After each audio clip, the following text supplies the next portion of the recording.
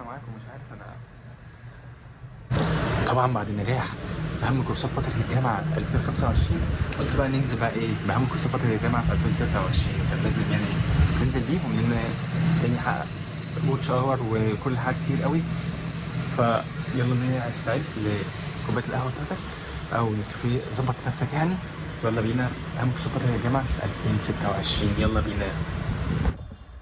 طبعا يا ترى هتقول لي اهم حاجه ايه؟ اول حاجه يعني اهم حاجه يعني انجلش، والانجليزي ده ما فيهوش نقاش. يعني انا بتكلم يعني الانجليزي ده نقطه ما فيهاش نقاش. من ناحيه ايه بقى؟ speaking, listening, reading, writing، كل حاجه لازم تبقى على الاقل B2. يعني ده اقل واجب.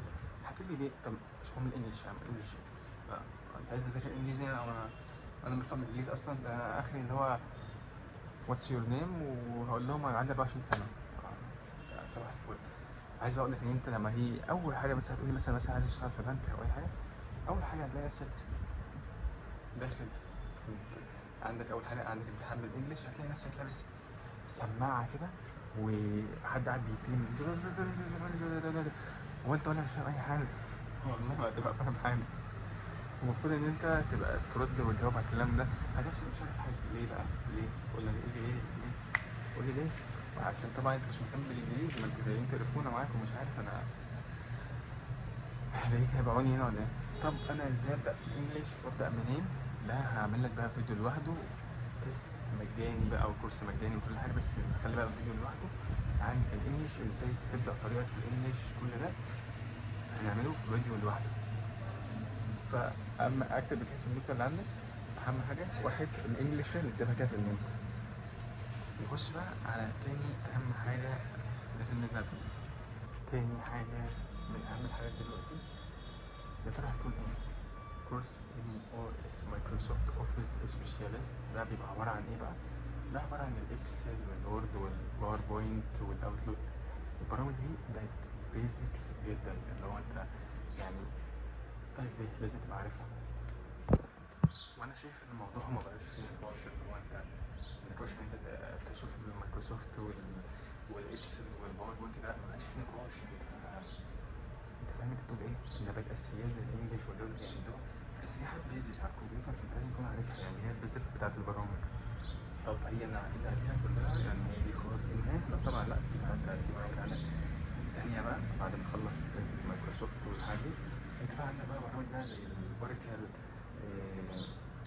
ساب، في برضه برامج تانية كتير. انت ممكن يعني هنتكلم برضه في موضوع عنها كده، ممكن نحاول نذاكرهم سوا. الموضوع بتاعهم هيكون بسيط يعني. طب كده كمان احنا قلنا كده انجلش مايكروسوفت.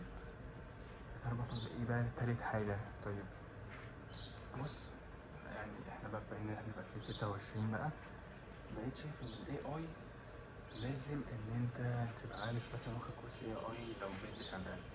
لان الاي اي بقى بيسهل عليك حاجات كتير قوي. مبقتش ان انت تقعد لسه بقى اعمل لا، هو الاي اي بقى بيسهل عليك حاجات كتير قوي. انت يعني كورس الاي اي ده بقى حاجه اساسيه ان انت لازم تكون واخدها. هي وكورس الديجيتال ماركتنج اللي هي التسويق يعني انتشر. وعلى فكره عايز اقول لكم بس معلومه بعيدا عن كده، التسويق لو انت اهتميت بيه، انا حرفيا اعرف ناس كانوا هم اساسا في الكليه كانوا بياخدوا على الاقل يعني مثلا بياخدوا من 30 ل 50 الف جنيه في الشهر. يعني هو ده يعني كان الشغل الخاص بيهم. ف صباح الفل، انت تخيل تبقى طالب وبتاخد 30 ولا 50 الف جنيه في الشهر.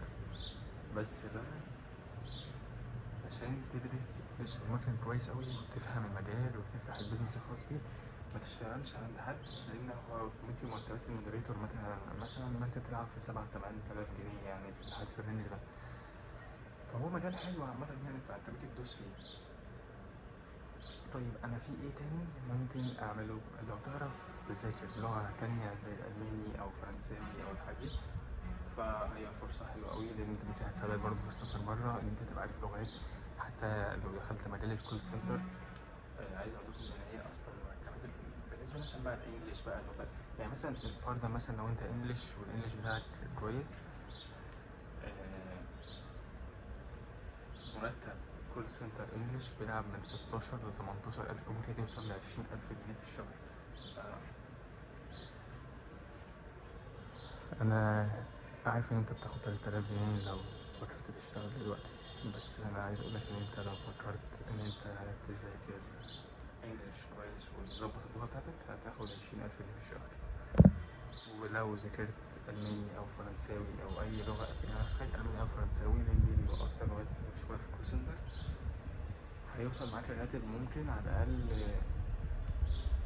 ممكن 25-30، ممكن توصل 40. بس طبعا كل ده بيفرق على حسب مستواك في اللغة بقى، وكل ده بيفرق معاك. طيب في ايه تاني انا ممكن ادرسه؟ وايه وازاي ناويين نعمل ايه الفترة الجاية؟ ومن أهم الحاجات برضو دلوقتي مجال الداتا أناليسيز، اللي هو بيوصل راتبهم دايما بيبقى بلس 10,000. ف مجال الداتا أناليسيز والكورسات بتاعته مش غالية يعني، وحتى لو أنت حبيت تذاكره أونلاين الموضوع مبقاش صعب. بس مجال الداتا أناليسيز حقيقي بقى في بص يعني هو مبقاش أحسن، بقى أحسن من مجالات المحاسبة بقى والإدارة والجودة.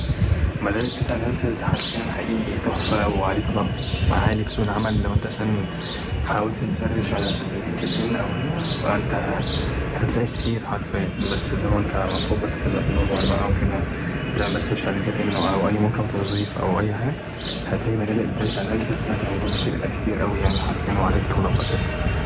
والكورس مش مكلف يعني، المفروض إن أنت عليك إنك تبدأ بس وتسعى تعمل نفسك بقى عارفة انت اصلا داخل تنام دلوقتي. بس انا بتقولي بقى دلوقتي هو خلاص كده يعني، خلاص كده يعني ده خلاص كده كل الكورسات؟ لا طبعا، في بقى حاجات ده من اهم الحاجات بقى يعني، هو سوفت سكيلز. دي بقى يعني عارف اللي هي الحاجة اللي بتبقى فوق دي الاساس اللي انت بتبني عليه. انت لو في سوفت سكيلز ده هيظبط معاك كتير. لازم السوفت سكيلز مفيش استغناء عنها دلوقتي خالص. السوفت سكيلز دي السوفت سكيلز هي ايه بقى؟ المهارات بتاعتك الشخصيه اللي هي ازاي تتعامل تحت ضغط، استيعابك بقى، وازاي تتعامل مع الناس في تيم وورك، واي حاجه خاصه بالمهارات الشخصيه بتاعتك انت، دي السوفت سكيلز. طب هي دي لازم تتطور؟ بتتطور عادي. وفي مثلا كورسات زي ESCP اللي بتبقى موجوده عندنا في الكليه، زي اللي هو بتبقى تبع عملنا USCP اللي بتبقى زي منحه من الجامعه الامريكيه.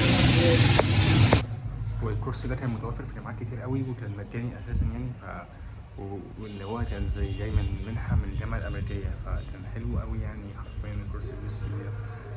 كان EST بالظبط، غير ان هم بيديهم كورسات اساسا سيلز تانية وحاجات تانية وماركتنج، كل ده كان فور فري اساسا يعني، فكان فرصه حلوه قوي.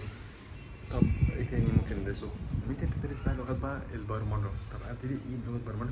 ممكن تبتدي بايثون لان هي سهله وحاجات بسيطه خفيفه، مش لغه برمجه تقيله واللي هو صعب مش هعرف لا هو ده بايثون عادي فبيبقى خفيف، زي لغه تعلم بسيطه بس كده، برمجه فيها لغه بدائيه تتعلم بيها كده عشان بعدين تبدا تطلع بالمراحل بقى لقدام. طب انا عايز منك ايه بقى دلوقتي؟ نوت هنكتب فيها كل الكورسات دي كلها، هنعمل فيديو بقى عن كل حاجه من المجالات دي، ازاي تبقى فيها فور فري سواء انجلش، ازاي امشي من 0 ل 100، كل حاجه هنقول الخطوات بتاعتها، كل حاجه تبقى فور فري، بس نتبع الخطوات. الموضوع بسيط قوي، بس انا عايزك ترتب نفسك بس. نوت هتدي فيها كورسات، بعد كده هنعمل الرود بتاع كل حاجه من الحاجات دي، كورس من الحاجات دي. موضوع بسيط، بس انت تعمل سبسكرايب ولايك الفيديو ده وكومنت بالميل.